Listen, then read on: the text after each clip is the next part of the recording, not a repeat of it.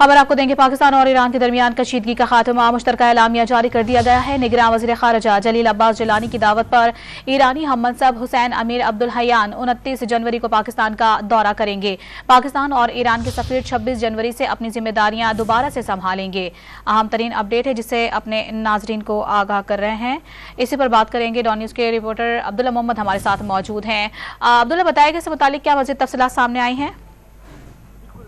एक हफ्ते से जो पाकिस्तान और ईरान के दरमियान कशीदगी थी उसमें वाज़ेह तौर पर कमी आ रही है और पाकिस्तान और ईरान के वज़ीर ख़ारिजा के दरमियान गुज़िश्ता हफ्ते टेलीफोनिक राब्ता भी हुआ और अभी तर्जुमान दफ्तर ख़ारिजा की जानिब से पाक ईरान एक मुश्तरका एलामिया जो है वो भी जारी किया गया है, जिससे वाज़ेह होता है कि कशीदगी दोनों ममालिक के दरमियान ख़त्म हो गई। इस एलामिया में कहा गया है कि जो पाकिस्तान और ईरान के सफ़ीर हैं, जो इस्लामाबाद में ईरान का सफ़ीर है और पाकिस्तान का तेहरान में सफ़ीर है, वो 26 जनवरी से दोबारा अपने फ़राइज़ जो है वो सरअंजाम देंगे। वो अपने ईरान और पाकिस्तान जो है वो वापस लौटेंगे।